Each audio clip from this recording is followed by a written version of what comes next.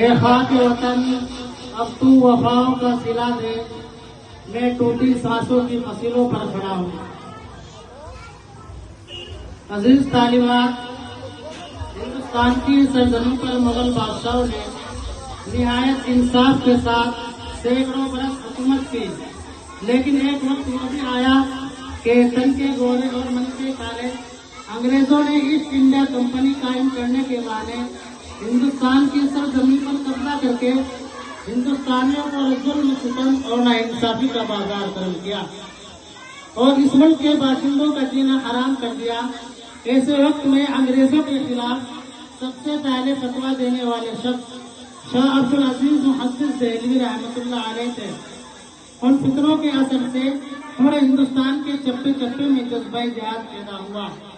اس فتوے کے بعد تحریک ریشمی رومال چلایا گیا، تحریک بالا کوٹ چلایا گیا، ہندوستان چھوڑو تحریک چلی، شاملی کے جہاد ہوا اور جہاد آزادی میں سینکڑوں علماء کو پھانسی دی گئی، ہزاروں مجاہدین آزادی نے پھانسی کے پندے چومے، ہمارے آبا اور اجداد ہمارے پرکھوں نے اپنے بچوں کو یتیم کیا، عورتوں کو بیوہ کیا، جیل کی کال کوٹری کو آباد کیا، انگریز فوج کی گولیوں کا سامنا کیا، تب جا کے ہمارا ملک آزاد ہوا۔ حاضرین مجلس، ان مجاہدین آزادی کی ایک بڑی لسٹ میں جن میں ہندو بھی ہیں اور مسلمان بھی ہیں، اس ملک کی آزادی میں سب نے مل کر قربانیاں دی۔ چنانچہ ایک وقت وہ بھی آیا کہ ایک ہندو اور مسلمان دونوں مل کر ایک ہی پلیٹ میں کھانا کھایا اور ملک اتحاد و اتفاق کا مظاہرہ کیا۔ انگریزوں نے جب اس ہندو مسلم اتحاد کو دیکھا تو انہوں نے محسوس کیا کہ اب ہم اس ملک میں حکومت نہیں کر سکتے۔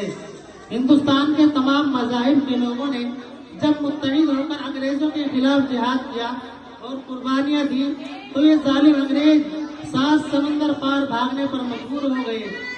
آج ہمیں اپنے ملک کو بچانے کے لیے اور اس ملک کی حفاظت کے لیے اسی اتحاد اور اتفاق اور پیار محبت کی ضرورت ہے۔ یہی اس ملک کی سب سے بڑی خوبصورتی اور طاقت ہے۔